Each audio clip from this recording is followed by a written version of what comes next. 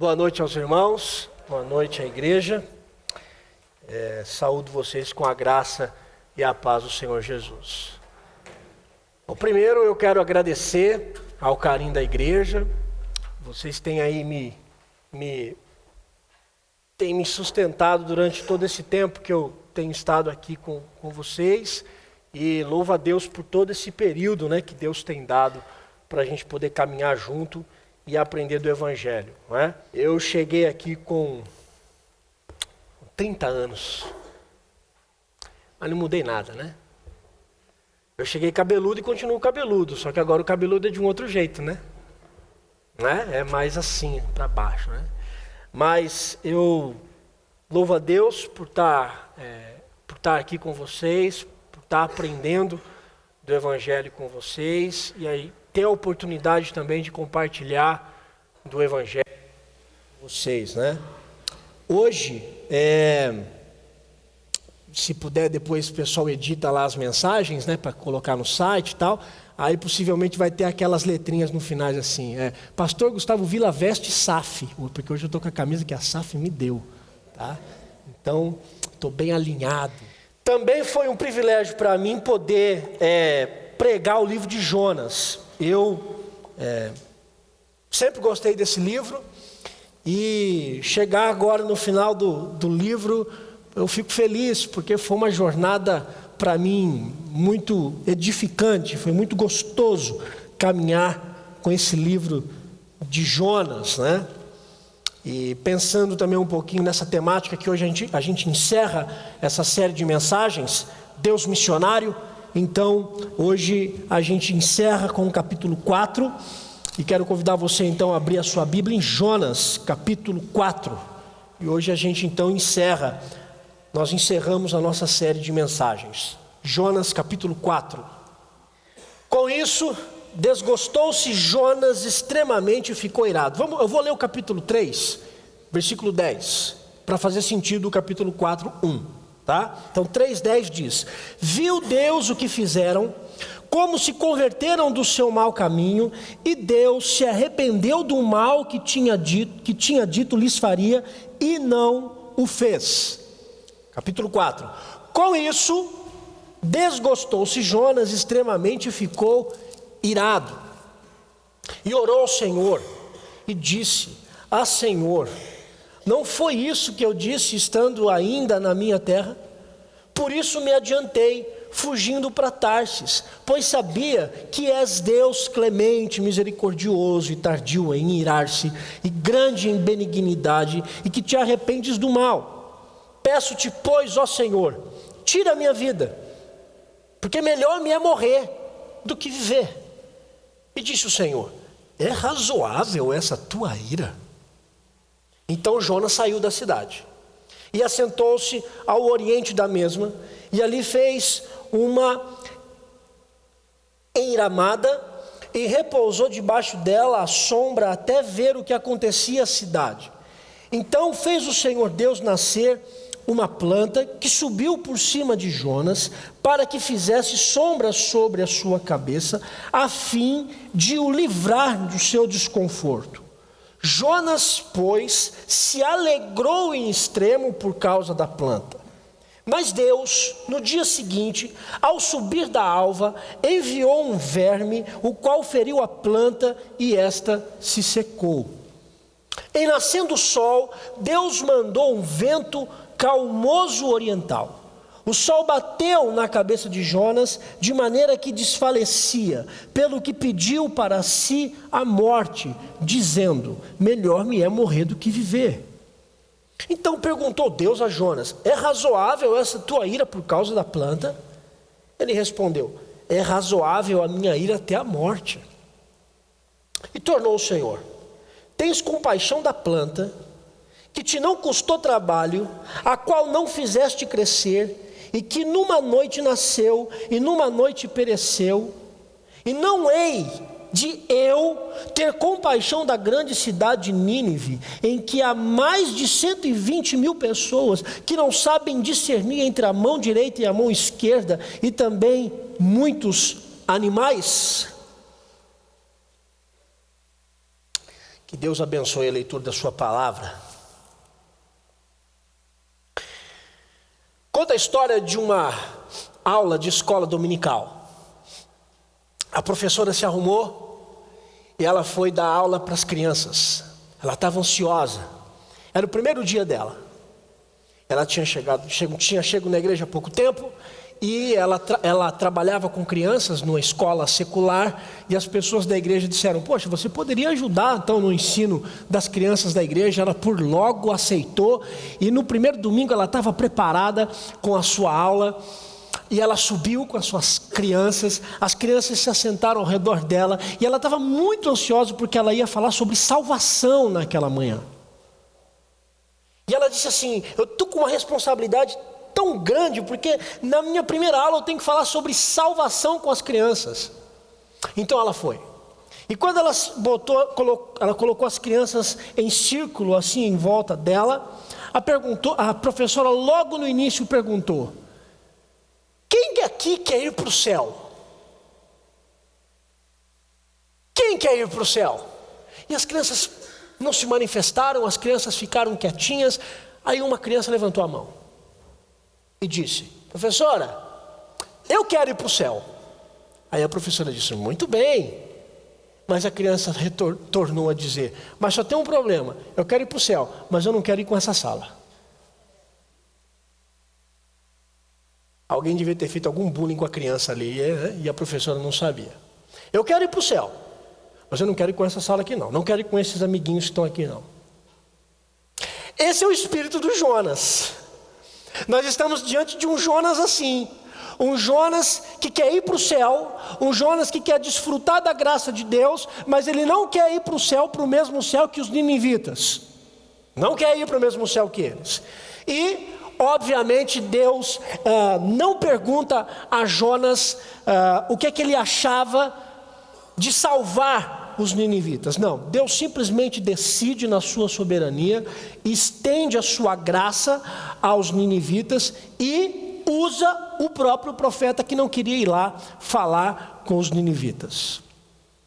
O capítulo 4 é o desfecho dessa história, e o final parece final de novela, né? Todo mundo fica, ou final de filme. Vamos falar de filme, novela é muito chato, né? Me desculpe as irmãs, tem irmãos também que gostam, viu? Tem irmãos que gostam também. Então me desculpe os irmãos e as irmãs que gostam de novela, mas eu prefiro os finais dos filmes. Para mim eles são mais arrebatadores, né? O livro de Jonas, o final é surpreendente. É um final arrebatador.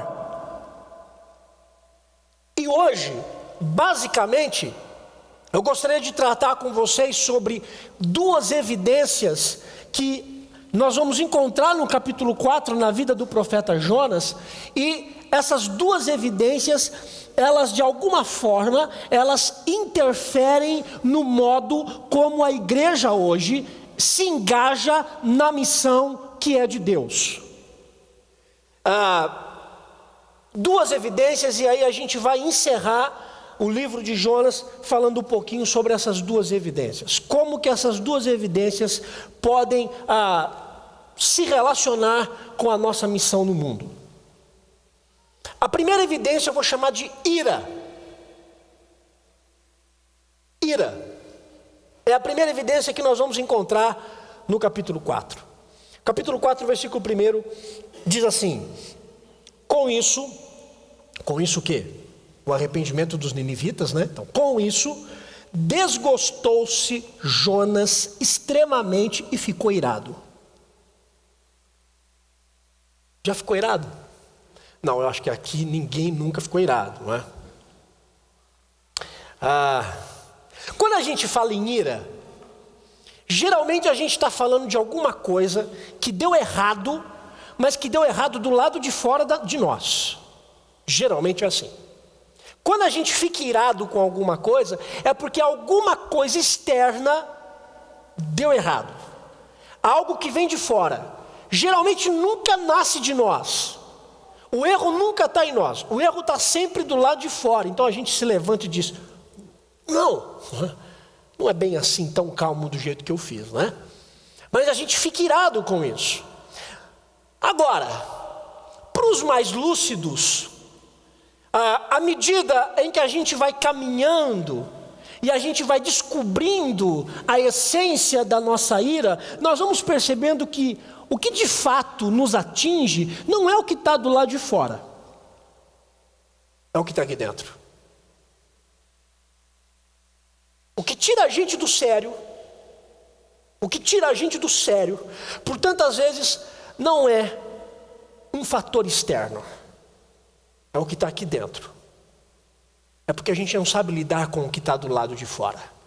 E quando a gente não sabe como lidar do lado de fora, a crise nem sempre é do lado de fora. A crise está aqui dentro do nosso coração. Jonas está irado. Jonas está muito bravo. O problema é que a crise de Jonas não é tão simples quanto se parece. Porque Jonas não está bravo com o irmão da igreja. Jonas não está bravo com o pastor da igreja. Se bem que ficar bravo com o pastor da igreja é um grande pecado. Não é? Pecado de morte. Então ainda há chance para você confessar o seu pecado. Jonas não está bravo com os ninivitas. Jonas não está bravo com os marinheiros que pegou ele e jogou ele no meio do mar. Não. Jonas está irado e o problema dele é com Deus. Jonas está irado com Deus, no modo, e essa raiva que está dentro do seu coração, é porque Jonas analisa a ação de Deus, e Jonas é totalmente contra aquilo que Deus estava fazendo. É muito interessante. Jonas está bravo com Deus. Já ficou bravo com Deus? Vamos caminhar mais um pouco, depois a gente volta nessa pergunta, porque ela é interessante para a gente hoje, para pensar na missão do Senhor. Agora, Jonas fica bravo com Deus. A pergunta é, como é que Deus reage? Antes da gente responder como é que Deus reage, essa pergunta faz a gente pensar também em uma outra pergunta. Como é que Jonas evidenciou a ira dele para Deus? O que ele fez com essa ira? Porque à medida que a gente descobre o que ele fez com essa ira, nós vamos descobrir como é que Deus reage à ira de Jonas. O que Jonas fez quando ele ficou irado? Versículo 2. E orou ao Senhor. Interessante, né? Tem gente que fica bravo com Deus, mas a última coisa que faz na vida é orar. Procura o pastor, procura o conselheiro, procura o cônjuge, procura todo mundo, mas não fala com Deus. Jonas faz o caminho oposto do que muita gente faz quando está bravo com Deus. Jonas ora. Vai ver, Jonas reaprendeu a orar na barriga do peixe. Ele disse, eu orei no ventre do peixe, deu certo esse negócio. Então eu vou falar com ele de novo. Porque vai que, né? Ele quer salvar os ninivitas, mas vai que eu manifeste a minha ira para ele. Vai que de repente Deus repensa. A postura de Jonas é para chamar a nossa atenção. Quando a gente fala desse tipo de ira, eu penso em dois tipos de ira. Eu penso que primeiro nós temos uma ira velada. O que eu quero dizer com a ira velada? É aquele tipo de ira, aquele tipo de sentimento, onde a gente guarda tudo no nosso coração, e nós vamos guardando. E depois que a gente guarda tudo lá no nosso coração, quando já não cabe mais, sabe o que é que a gente faz? Não, a gente não explode. A gente bota na mente. Não, agora não cabe no coração, agora vai para... Porque eu preciso pensar no que eu estou sentindo. Aí você pensa, e a ira vai só aumentando em você. Essa ira velada, essa ira que você guarda, você não resolve a questão com a pessoa, não resolve com Deus, não resolve com ninguém. Você tira suas próprias conclusões, e você determina no seu coração, e você determina na sua mente que a situação que ocasionou a ira no seu coração é uma agressão a você, é uma agressão à sua individualidade, é uma agressão à sua humanidade. Então você se levanta com voz de profeta e derrama a sua ira na cabeça da pessoa. Essa é a ira velada. Mas eu penso que existe uma outra ira, o que eu chamei de ira derramada. Se uma é escondida, a outra é exposta. Se por um lado, um tipo de ira é aquela que a gente guarda, que a gente rumina, que a gente não resolve a questão e que a gente quer pensar do eu para eu, a ira velada, a ira derramada é aquela onde você expõe exclusivamente a Deus toda a sua raiva. A ira derramada é aquela onde você se derrama diante de Deus e você coloca diante dele tudo o que você está sentindo. E à medida que você faz isso, você também se permite ser aliviado e você também recebe o tratamento de Deus pela palavra dele. Essa é a ira derramada. Você derrama diante dele e ele trata o seu coração com a palavra. Qual tipo de ira Jonas pratica? Bom, Jonas pratica a ira derramada, porque ele se expõe a Deus, ele coloca para Deus exatamente o que ele está sentindo. E de algum modo, Jonas quer discutir com Deus. Ele quer discutir com Deus. E discutir com Deus é uma prática antiga em toda a Escritura Sagrada. Você vai encontrar homens que se levantaram para discutir com Deus. Você vai encontrar Abraão que discutiu com Deus. Você vai encontrar Moisés que discutiu com Deus. Você vai encontrar Jó. Você vai ler os Salmos, você vai encontrar Davi em muitas das suas orações discutindo com Deus. Você vai encontrar o Pedro do Novo Testamento discutindo com Jesus, discutindo com Deus. Eu não sei. Talvez nós poderíamos acrescentar o seu nome na lista, ou o meu. Depende.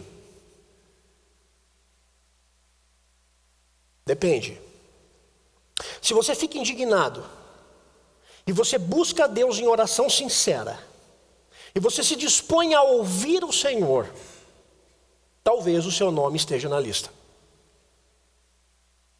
De alguma forma na nossa vida, nós estamos sempre lidando com Deus. O que é complicado nessa história é que nem sempre Deus se comporta do jeito que a gente quer. A gente sempre espera que Deus faça alguma coisa que a gente está esperando, mas Deus sempre reage de um jeito, se comporta de um jeito oposto. Eu me lembro que, já até compartilhei isso com você que está aqui caminhando comigo desde os 30 anos, né? Você já ouviu essa história, mas você que está caminhando comigo há pouco tempo, é bom você ouvir. Eu me lembro que quando eu recebi a convicção de que eu tinha que ser pastor, eu deixei todo o meu trabalho, me apresentei para a igreja, fui na frente da minha igreja, o pastor me apresentou, olha, o Gustavo Vila agora vai se preparar para o seminário, e eu feliz da vida, você é um seminarista ano que vem, glória a Deus, aleluia. E deixei todo o meu trabalho, deixei meu dinheirinho, fiquei sem ganhar absolutamente nada, a igreja não me pagava. E eu ficava estudando de manhã, confissão de fé e teologia, depois à tarde eu saía para fazer visita para toda a igreja com o pastor, e à noite eu pregava no culto de quarta-feira para 5 senhoras, que eu tenho certeza que aquelas 5 senhoras foram curadas de surdez de tanto que eu gritava. Ou pioraram, né? Oh, misericórdia. Colabora com o pastor. Elas gostavam, não ouviam nada, né? E dirigiu um grupo pequeno, então era uma loucura. E aí quando chegou no final do ano, eu fiz a prova do seminário e não passei. E aí eu tive que chegar para a igreja. E fui avisado para a igreja, olha irmãos, então, o Gustavo Vila não passou no vestibular, né? Eu tive que avisar minha mãe, e eu passei uma vergonha. Eu me tranquei no banheiro, eu chorei assim uns 10 minutos, assim. Como é que eu vou voltar para a igreja? Como é que eu vou encarar? E depois do choro veio a ira. E era umas 7 horas da noite. Eu saí de casa. E lá na grande capital do mundo, tem um trevo maravilhoso, escrito Leme. Eu fui lá para o trevo, sozinho, céu estrelado. Eu me lembro como se fosse hoje. Eu me coloquei em pé, sozinho naquela escuridão. Um louco, só um louco para fazer um negócio desse. E eu olhei para o céu, chorando, e eu disse assim: pois bem, e agora? Como é que você resolve essa questão? Porque vergonha eu já passei. Já assumi para a igreja, já assumi para minha mãe, já assumi para os meus amigos. Eu preciso dizer, eu estou morrendo de raiva.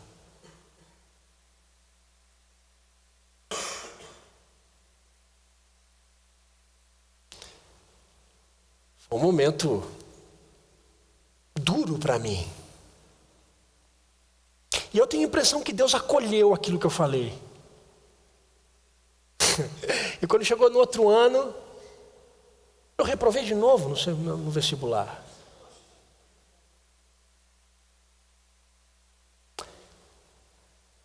E aí eu já falei, Deus, ele falou assim, olha meu filho, você tem que estudar mais. Não dá para fazer milagre com um cara que quer ser pastor toda hora, você vai ter que estudar.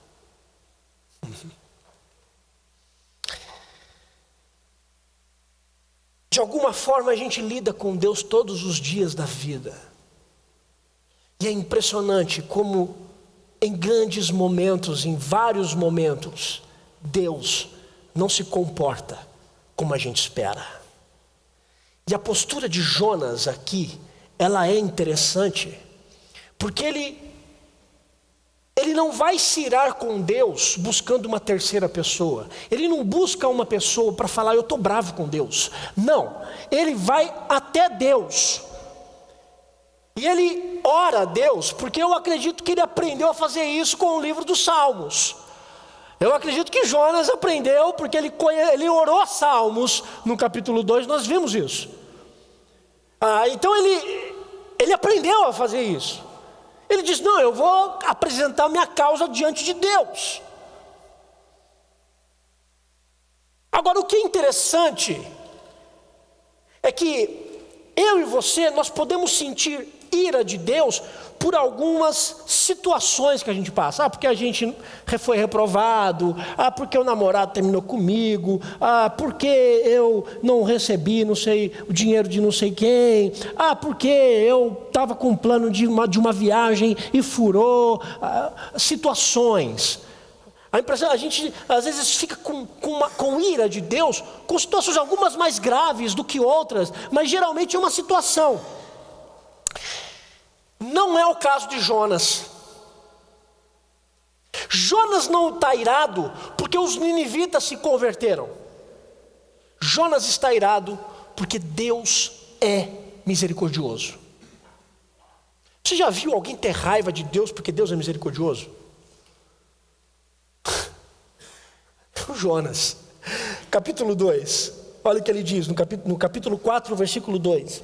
Pois sabia que Deus é clemente e misericordioso, e tardio em irar-se, e grande em benignidade, e que te arrependes do mal. Qual é a ira de Jonas? Jonas não está irado, Jonas não está bravo com aquilo que Deus fez. Jonas está irado com aquilo que Deus é.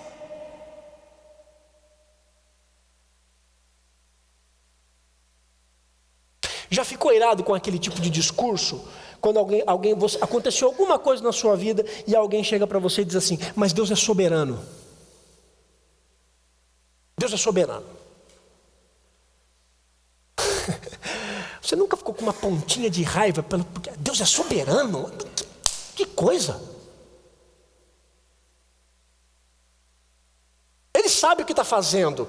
Ele sabe o que está fazendo, né? Ele sabe o que está fazendo.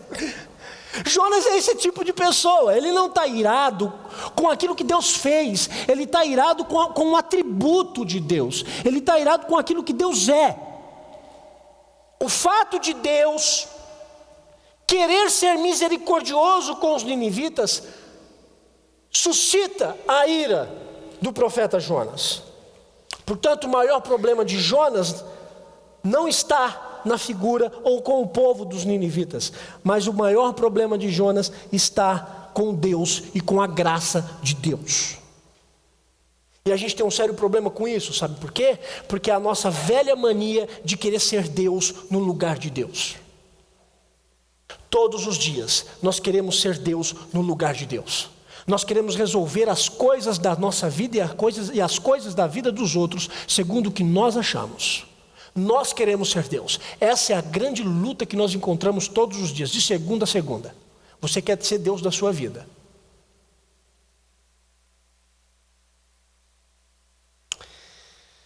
Porque a gente quer julgar as coisas e a gente quer julgar as pessoas segundo as nossas próprias percepções. Nós queremos julgar as coisas e nós queremos julgar as pessoas segundo a nossa própria experiência religiosa. A bondade de Deus pode sim ter feito em algum momento da sua vida, ter feito você ficar irado com Deus. Mas aquela ira meio velada. É como se a gente pudesse esconder alguma coisa de Deus também, né? Mas sabe como é que a bondade de Deus pode ter feito você ficar com raiva de Deus? Quando pessoas más são abençoadas, e você diz assim, mas como pode? Ah, porque Deus abençoou ela. Mas por que Deus abençoou essa pessoa?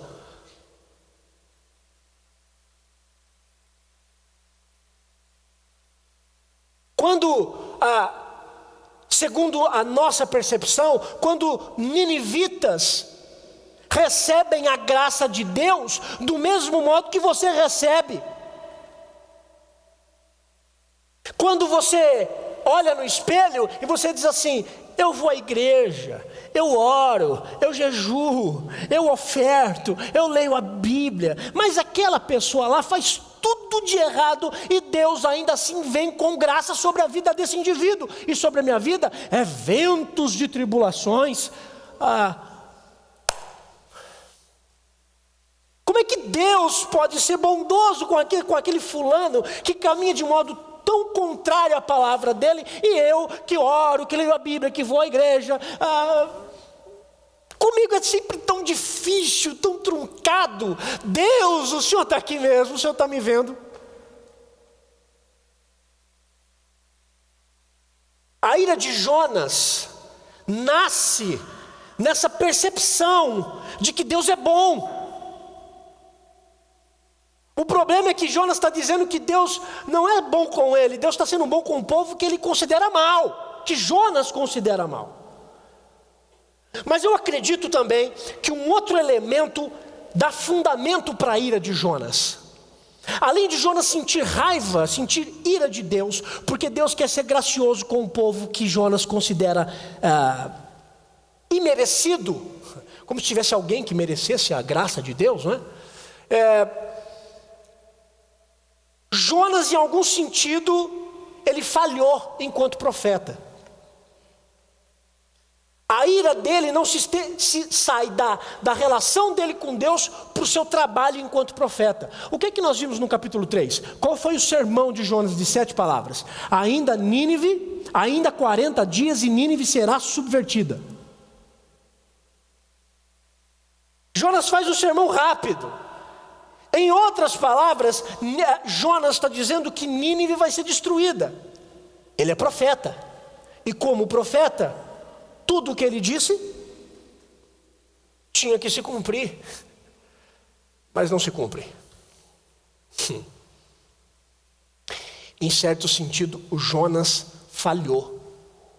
Como trabalho religioso, Jonas falhou. Ele previu a destruição de Nínive, mas não aconteceu. O que é que estava em jogo? A competência dele enquanto profeta. Quem que ele culpou? Deus.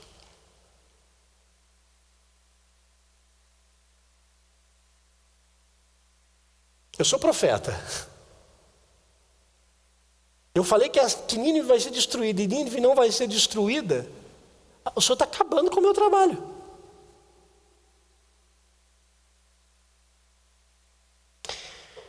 E por tantas vezes, na tarefa missionária, eu e você, nós queremos ser competentes.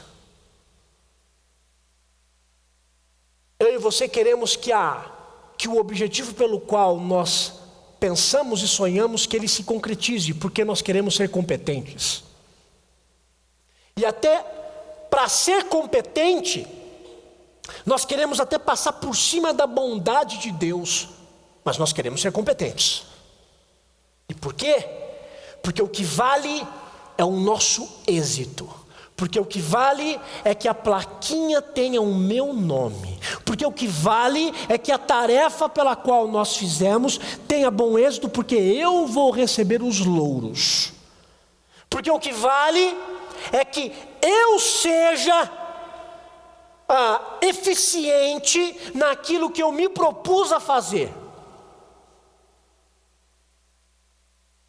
O sentimento de frustração de Jonas é tão grande que ele pede a morte. Ele pede a morte. Ele ora mais ou menos assim: Senhor, eu sou profeta, eu falhei enquanto profeta, porque eu falei que Nínive seria destruída e ela não foi. Eu falei porque eu preguei um sermão e o Senhor não fez valer o meu sermão, então não tem mais nada para mim a não ser morrer.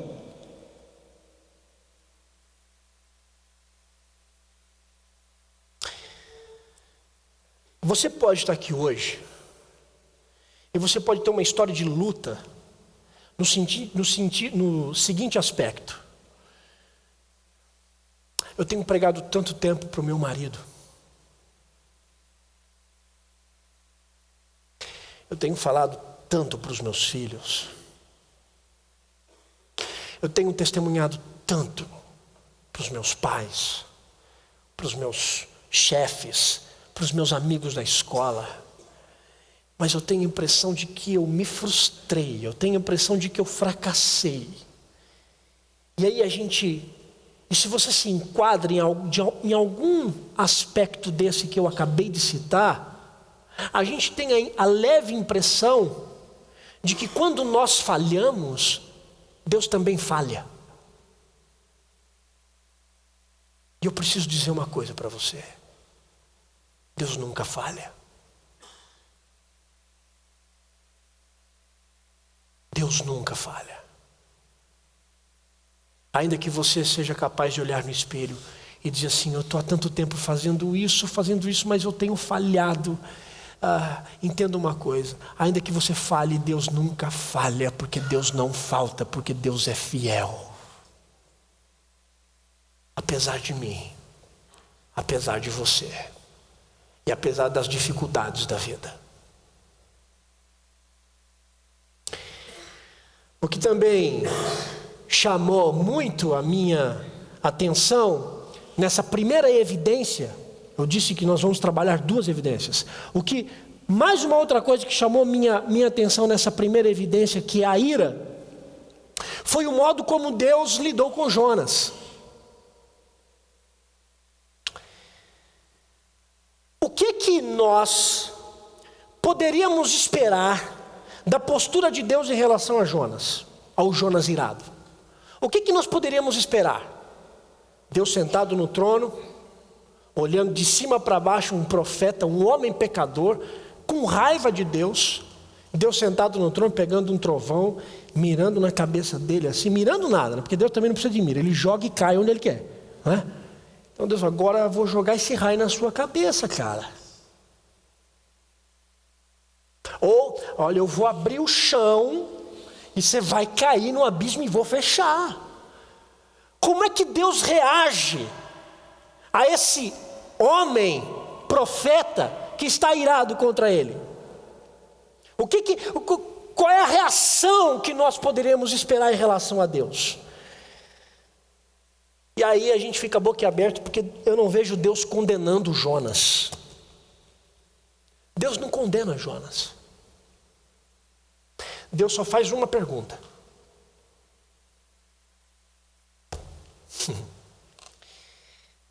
E as perguntas de Deus são terríveis. Ele olha para Jonas e diz: Ei, tipo aquele cara calmo, né? Ei, é razoável essa tua ira? O que Jonas faz quando Deus pergunta? Eu me lembro de Jó, né? As perguntas de Deus são terríveis. A gente quer muitas afirmações de Deus, né? A gente quer, Deus me responde isso, por que disso? Mas as perguntas de Deus são muito terríveis, são mais terríveis do que as afirmações. Lembra de Jó? Deus, o que está acontecendo? Por que disso? Olha a minha situação, olha isso. Aí quando Deus resolve falar, no final do livro, capítulo 38, capítulo 39, quando Deus fala, Deus diz assim, então, diz o texto, então perguntou o Senhor a Jó. Deus ficou calado do início do livro até o final. Ele fala no início e depois ele se cala. Entra em cena Jó, entra em cena os amigos de Jó, as conversas, as crises. E quando Deus fala, Deus faz perguntas. Jó, a primeira pergunta de Deus: onde é que você estava mesmo quando eu fiz tudo o que eu fiz? Jó, eu não estava lembrado, mas onde é que você estava quando eu fiz os monstros marinhos? Onde é que você estava quando eu fiz o firmamento? Onde é que você estava? E depois de tantas perguntas, a resposta de Jó foi: antes eu te conhecia só de ouvir falar, agora os meus lábios, os meus olhos te veem. Quando Deus faz pergunta, toma muito cuidado. Deus olha para Jonas e diz: é razoável essa tua ira? O que é que Jonas faz em seguida? Ele não responde. Ele não responde. Diz o texto, capítulo 4, versículo 4: e disse o Senhor: é razoável essa tua ira? Versículo 5: então Jonas saiu da cidade. Deus faz a pergunta para Jonas, mas ele não responde. E aí a gente tem duas interpretações aqui. A primeira: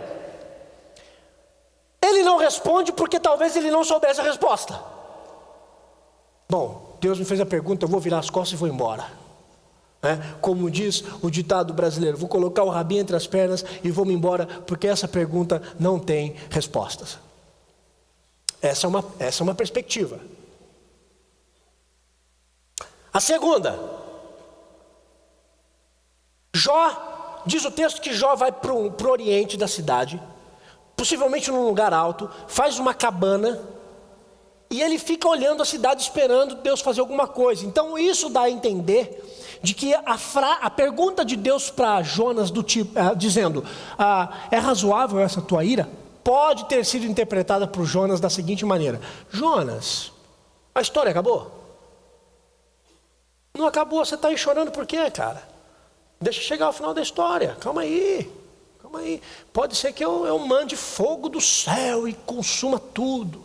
Aí Jonas: muito bem, eu vou subir na montanha porque eu quero ver de camarote a destruição desse povo.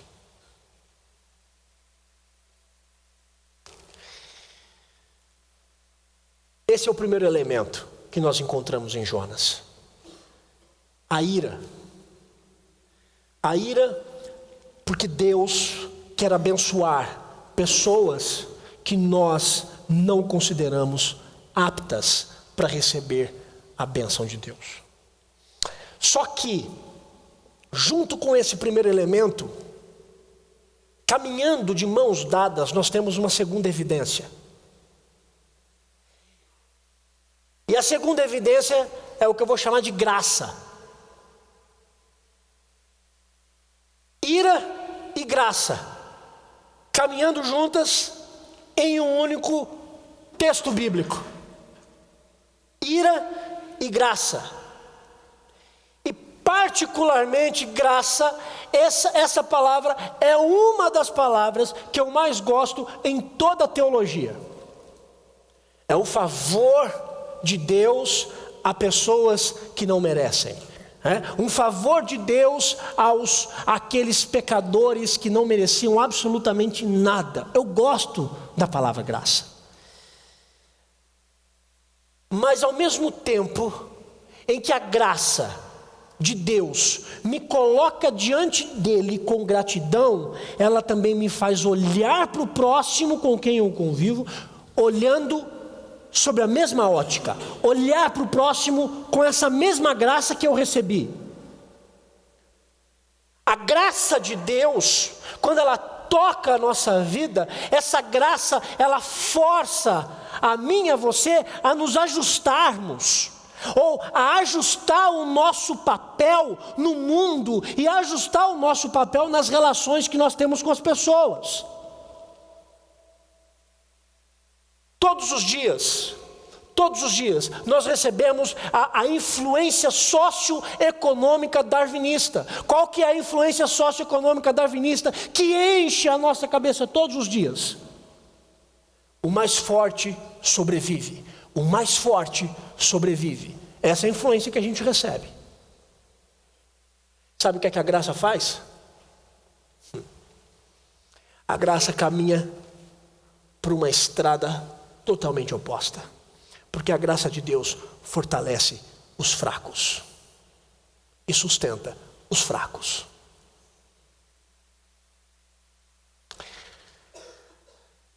Jonas aqui, ele estava aprendendo uma dura lição nesse sentido. Porque apesar da força dos ninivitas enquanto potência militar, Deus olhava para os ninivitas não com os olhos de Jonas. Jonas olhava para os ninivitas como potência militar e inimigos. Deus olhava para os ninivitas como fracos e cegos, que não conseguiam discernir nem a mão direita e nem a mão esquerda. Como é difícil e como é diferente a percepção de Deus para com a nossa. Enquanto eu e você vamos olhar para as pessoas como limitadoras, como pecadoras, como sanguessugas, como inimigas, como pessoas que promovem o nosso mal, como pessoas que puxam o nosso tapete. E aí, se você não quer que as pessoas não puxem o tapete, não tenha tapete. Enquanto eu e você olhamos para essas pessoas nessa perspectiva, Deus olha para elas como cegas, como pessoas que não conseguem discernir a mão direita e nem a mão esquerda. Mas nós nos levantamos em guerra contra essas pessoas.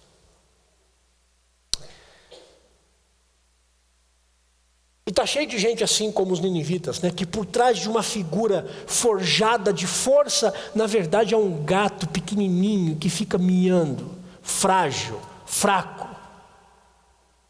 E essas pessoas se transvestem, elas colocam uma figura de fortaleza, de força, para que ninguém possa entrar e conhecer de fato quem elas são por dentro, pequenas. Foi tão difícil para Jonas lidar não só com a sua ira, mas foi tão difícil para Jonas lidar com a graça de Deus, que de novo ele pede a morte. Pela segunda vez. Ele diz: Deus, acaba logo com a minha vida e me mata logo.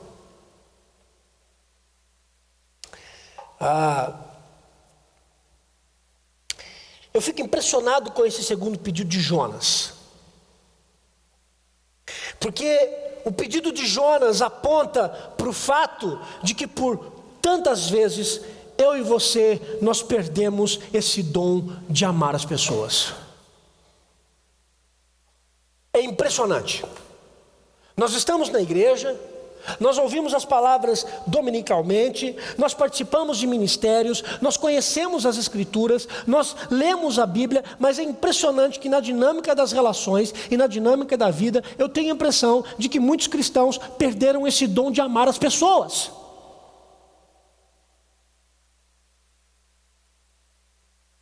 Eu tenho a impressão de que nós nos tornamos muito mais irados com Deus do que reconhecidos da graça de Deus.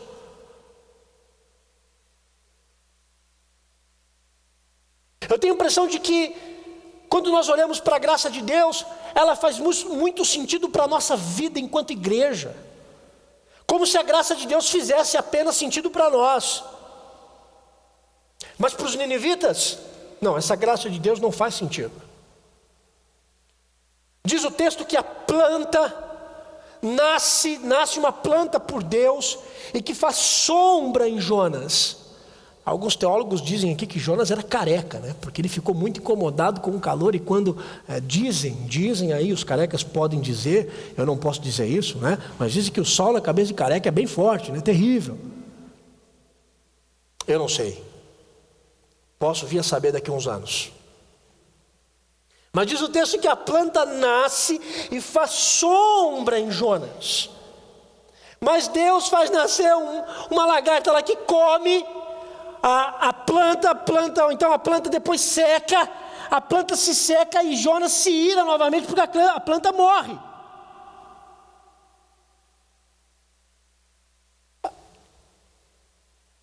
E quando a planta morre, ele fica bravo com Deus de novo.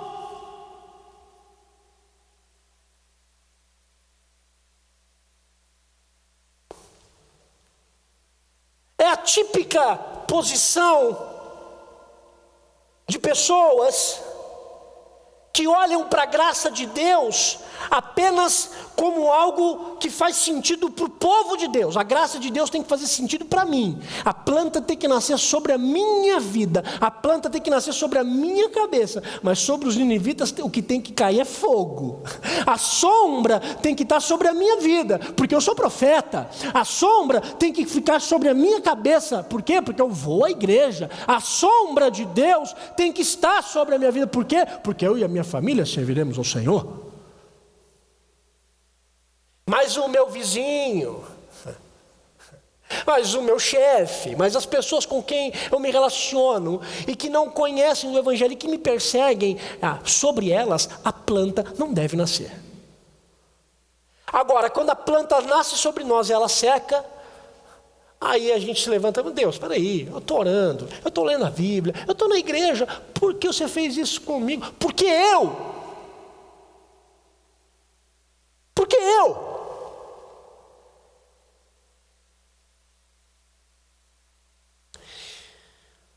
Enquanto Jonas quer se saciar com a graça de Deus, ele quer se saciar com a graça de Deus.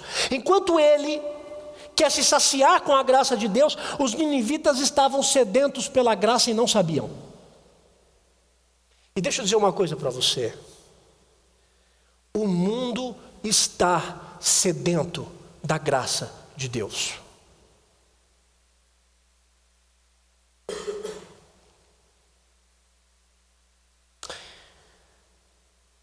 Há uma história, e talvez ela seja também um pouco a sua. Um pai brigou com seu filho, e um dia o filho foi embora de casa. O filho disse, eu não vou ficar mais aqui. Arrumou a sua mochila e foi embora e nunca mais voltou para casa, e passaram-se anos. E esse pai um dia cai em si, vai até o jornal, e essa história é verídica, ela aconteceu na Espanha. Esse pai vai até um jornal muito popular e coloca um anúncio. E o anúncio diz o seguinte: Paco é o nome do filho dele, Paco, meu filho amado, está tudo perdoado, volte, eu espero você terça-feira, no hotel tal, ao meio-dia. Quando chegou na terça-feira, quando aquele pai chegou diante do hotel, no horário marcado, ele encontrou 800 jovens, com o nome de Paco, que estavam ali, porque tinham deixado para trás uma ferida com seus pais. 800 jovens.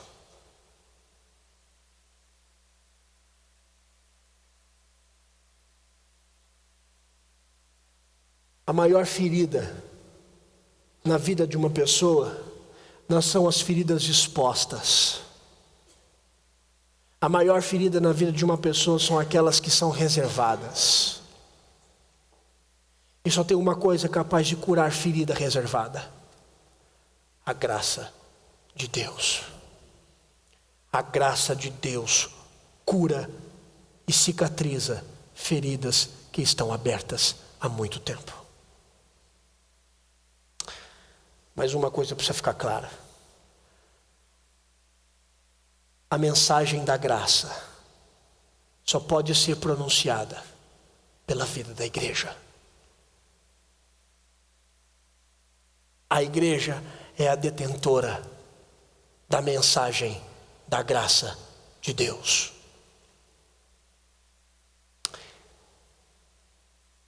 E o que é que nós vamos fazer?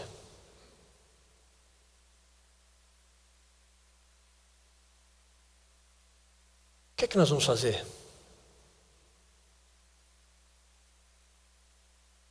Eu estou fazendo essa pergunta porque Jonas fez a mesma coisa. Eu estou fazendo essa pergunta porque Jonas termina o seu livro fazendo uma pergunta. Ele termina com uma pergunta. Versículo 11. E não hei de eu ter compaixão da grande cidade de Nínive, em que há mais de 120 mil pessoas que não sabem discernir entre a mão direita e a mão esquerda, e também muitos animais? Eu tenho para mim de que Jonas aprendeu a lição. Eu tenho para mim que depois disso tudo Jonas voltou para sua terra, e ele, como autor do livro, ele escreve a história, a sua própria história, e no final da história ele deixa essa pergunta para que o seu próprio povo israelita fosse capaz de responder a essa pergunta. Seria como se Jonas fizesse a pergunta para os próprios israelitas, dizendo mais ou menos assim: e aí, vocês acham mesmo que a graça salvadora de Deus limita-se apenas aos israelitas? Vocês acham mesmo que a graça de Deus limita-se apenas a você que está aqui na igreja nessa noite? Você acha mesmo que a maravilhosa graça de Deus limita-se a você que é membro dessa igreja há muito tempo? Você acha mesmo que a maravilhosa graça de Deus limita-se a você que ora, que você que vem aos cultos e a você que conhece o Evangelho? Quem tem que responder a pergunta do profeta Jonas é a igreja atual. Quem sabe a igreja nos tempos de hoje, talvez ela tenha que ser surpreendida pela maravilhosa graça do Senhor. E sabe o que é ser uma igreja surpreendida pela maravilhosa graça de Deus? É nós chegarmos na igreja e encontrarmos na igreja pessoas que viviam uma vida totalmente oposta ao Evangelho e que agora estão no nosso meio querendo viver o Evangelho e querendo servir ao Senhor. Sabe quando é que nós somos surpreendidos pela graça? Quando nós começamos a perceber que a igreja começa a mudar, porque tem muita gente chegando na igreja que pensam diferentes, mas que estão ligadas pela cruz de Cristo. Sabe quando é que a igreja começa a ser surpreendida pela graça? Quando aqueles que se acham chefes de ministério se tornam servos por aderirem ou por agregarem novas pessoas, e essas pessoas começam a ter problemas, porque tem muita gente chegando nova na igreja, muita gente que não sabe direito qual é o Evangelho, mas está querendo muito servir ao Senhor. Isso é uma igreja que é surpreendida pela graça. E aí eu pergunto: nós queremos uma igreja para nós? Ou nós queremos ser surpreendidos pela graça de Deus com ninivitas no nosso meio? Porque se nós queremos ser surpreendidos pela graça, nós vamos receber entre nós ninivitas. Pessoas que nós olhamos e dizemos: não, eu não quero essa pessoa aqui.